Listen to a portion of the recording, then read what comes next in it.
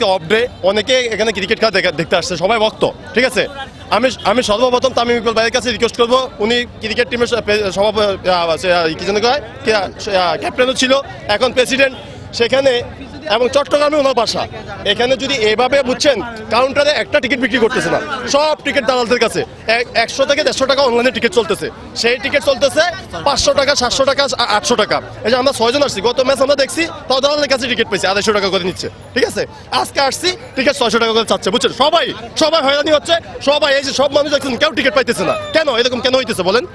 আমি অনেক দূর থেকে অনেক আশা নিয়ে এখানে আইছিলাম, তো অনলাইনে টিকিট বিক্রি করতেছে 150 টাকা, তো এখানে 600 টাকা 700 টাকা বিক্রি করতেছে, তবে পাওয়া যাচ্ছে না। তো অনলাইন টিকিট মানে এত দাম হইলে কিভাবে আমরা খেলা দেখবো?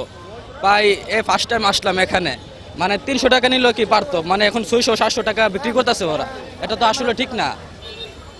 আমরা মানে হিসাবে তো এটা ফ্রি করা উচিত, আমরা অনেক দূর থেকে গাড়ি ভাড়া খরচ করে আসি, কিন্তু এটা হচ্ছে না।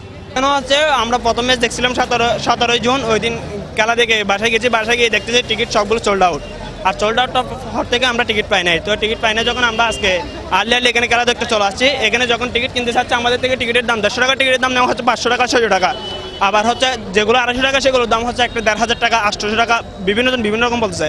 150 টাকার টিকিট সর্বনিম্ন 500 টাকা থেকে পাওয়া যাচ্ছে না, আমরা এখন এটা 500 টাকা করে ক্রয় করছি।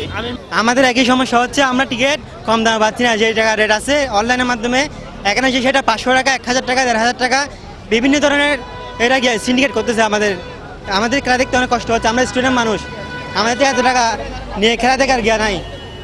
আমরা টিকিট নিতে পারি নাই, দুটো টিকিট আমরা নিচ্ছি, আর দুটো আমরা এখান থেকে মানে নেওয়ার চিন্তা করছি, আর টিকিট নিতে আসছি, আর আমরা টিকিট চাইছি 4 নম্বর গেটের, আমার জনপ্রতি টিকিট 1000 টাকা বলতেছে, আমরা 600 টাকা কিন্তু মূলেছি, টিকিট দিচ্ছে না আমাদেরকে, একটা নিয়ে টিকিট দিচ্ছে না, একদম 1000 টাকা বলতেছে টিকিট।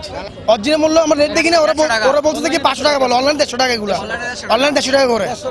আমরা টিকিট দুটো নিচ্ছি, আমরা 4 জন মানুষ, আর 2 জন ঢুকতে পারতেছি না, এগুলো আমরা অনলাইনে কাটছি 150 টাকা করে কাটছি, আর ওরা এক টিকিট 1000 টাকা বলতেছে।